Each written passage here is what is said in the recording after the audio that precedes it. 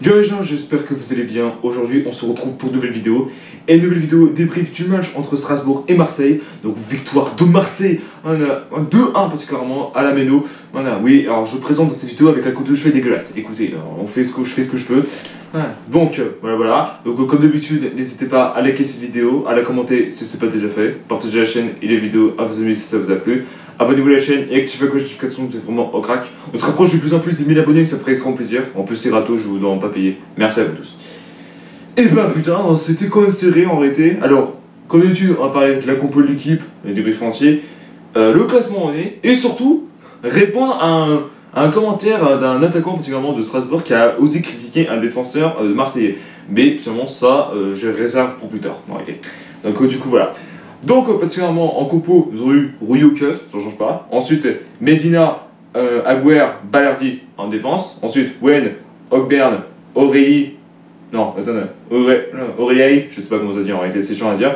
Et Mourinho au milieu de terrain. Ensuite, Gomez, Pexao, putain, j'avais du mal à dire ce mec là, en attaque. Et en numéro 9, Amin Gouiri. Alors, oui, je sais, il y a beaucoup de personnes qui vont dire, ouais, mais frérot, pourquoi ils ont pas mis Benjamin Pavard, Aubameyang et même Mason Greenwood?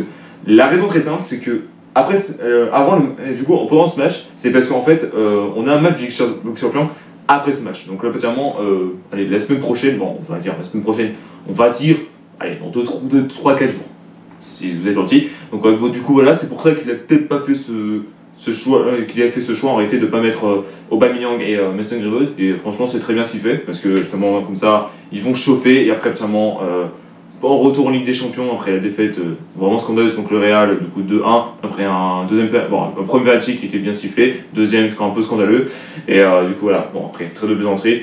Voilà. Après j'aurais aussi des commentaires particulièrement dans la dernière vidéo du Real Marseille qui ils ont pété un plomb parce qu'en réalité j'étais un gros rageux. Frérot, regarde l'action et fermez vos gueules, ça sera plus simple. Bon, très de plaisanterie. Du coup voilà. Donc au débrief entier j'ai envie de vous dire, et bah oula, j'étais un peu plus loin, je suis désolé. Là, je peux dire que c'est un truc de détail, c'est que c'était serré en réalité. Bon, après, si je peux dire un truc de détail, Strasbourg à domicile, c'est quelque chose. Enfin, c'est quelque chose. Des fois, contre les petites équipes à domicile, finalement, ils ont du mal en réalité. Donc, voilà, c'est pour ça que je dis ça. Donc, après, du coup, 8ème minute de jeu, on commence fort avec Wayne, Timothy Wayne, du coup, qui avait tenté une frappe de 25 mètres. Et Penders, donc Penders, c'est le gardien de Strasbourgeois, qui porte bien son nom en plus. Bon, je n'ai pas envie de faire de blague, les gars, désolé.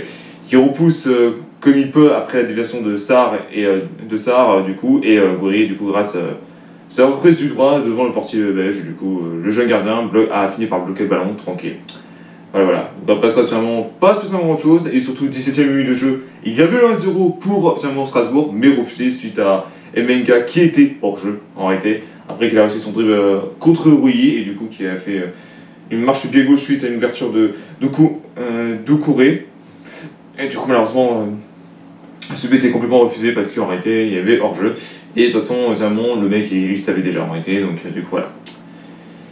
Donc après ça, bon, pas spécialement grand-chose, double jaune du coup de l'autre côté de l'OM, un de Agüer contre Emega et l'autre de Mourinho contre Moreira, il a pété un plomb.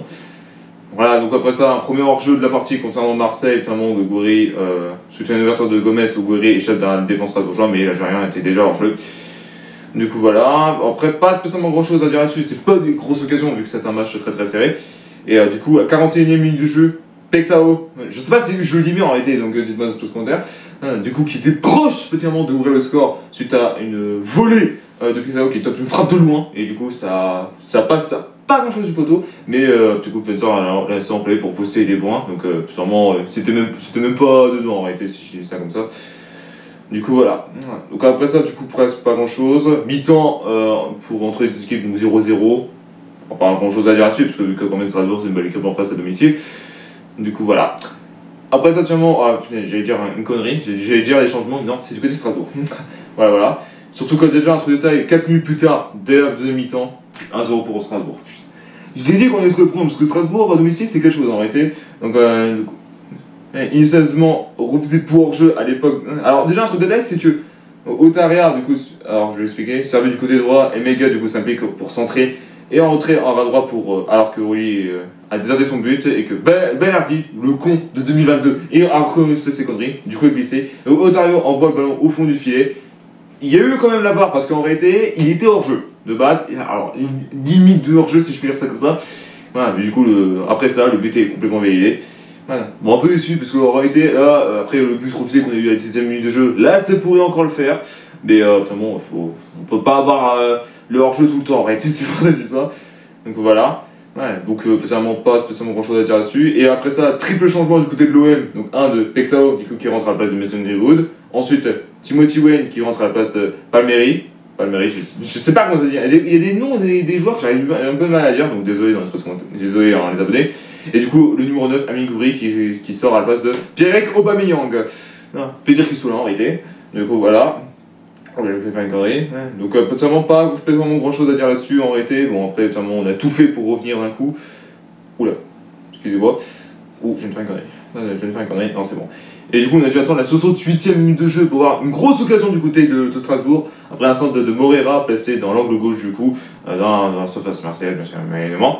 Une remise astucieuse d'Amo Amoué. Attends, Damo Ameya. Oui, c'est comme ça. Alors, il y a des noms que j'ai du mal à dire en réalité. Du coup, Panichi, qui était près de signer le 2-0 à la tête, mais Agüero, pardon, et du coup surgit en enlevant le ballon du pied gauche. Bravo ma gueule, en réalité. Sinon c'était but, en réalité. Voilà. Après ça, actuellement, pas spécialement grand chose à dire là-dessus. Et les gars, ils sont de Marseille, enfin, j'ai envie de vous dire.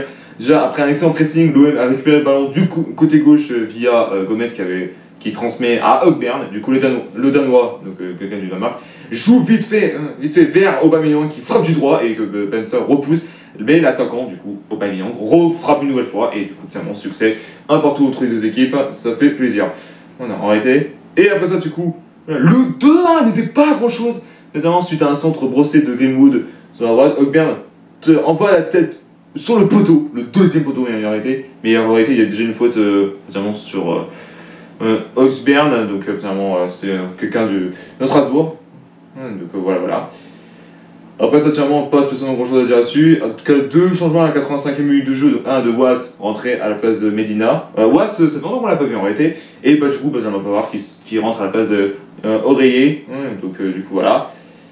Alors ça, tiens, à 88e minute de jeu, une occasion pour Greenwood. Déjà, tiens, Greenwood qui provoque du flanc droit. L'anglais a tenté sa frappe insuffisante, mais c'était à ras du sol. Et Panzer bloque solidement. Donc tranquille pour lui.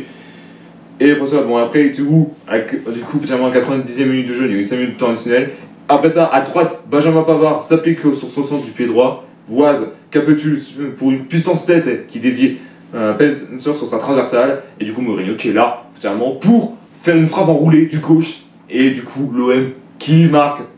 Je sais pas si on peut dire la dernière seconde, parce qu'en réalité, 5 minutes, c'est seulement la première minute de temps additionnel. Donc, c'est pas spécialement la dernière seconde, mais voilà.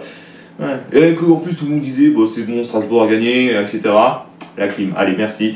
Ouais, j'ai dit qu'avec Marseille, on finit toujours entièrement gagnant, ça me déconne. C'est pas parce que on perd que on va abandonner. Non, vous ne connaissez pas, frérot, en réalité. Du coup, voilà. Donc après ça, il n'y a plus grand chose en réalité. Même Strasbourg n'a pas osé de marquer en réalité pour égaliser. En tout cas, en termes de classement, on est premier, alors avec 12 points, du coup égalité avec Monaco, PSG, Lyon, Strasbourg, mais on a plus d'expliquer qu'eux. Mais après c'est la deuxième journée, on commence en premier, donc du coup potentiellement c'est compliqué en réalité de voir si on peut tenir le coup à la première place, mais on ne sait pas si on peut jouer le titre, je ne dirais pas ça pour l'instant en réalité.